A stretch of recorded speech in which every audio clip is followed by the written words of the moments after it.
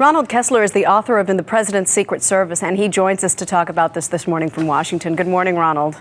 Hi, good to be with you. Good to be with you. This is truly unbelievable to me. We have some of the tightest security in the world protecting our president, and yet this couple manages to clear several security checkpoints and walk into the White House. Can you believe it? How does this happen? You know, the truth is that the Secret Service has been cutting corners to a shocking degree ever since Homeland Security took it over in 2003. And I go into detail about this in the book.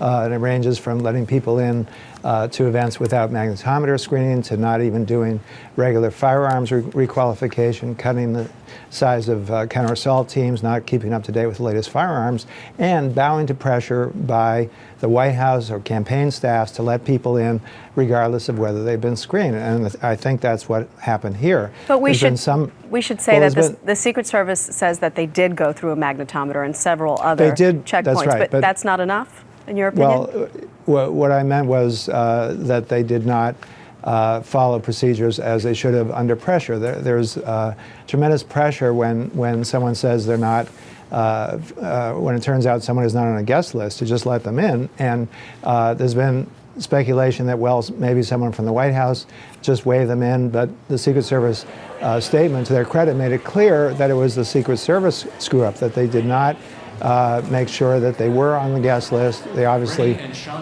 were not. And the more important thing is that they didn't then do a background check, because even if the person was not on the list, the White House said it's okay to let them in, the Secret Service still should have done a background check. They could have been people with outstanding arrest warrants for murder. They could have been involved with terrorists. Those are things that would turn up in a background check, which is done by checking with two computer banks, so that even if you haven't been already cleared by the White House itself, the Secret Service would as a matter of practice, do the background check. Now, it's true that they did go through magnetometers, but they could have brought in other lethal weapons, such as anthrax, for example. Right, that would not have been detected.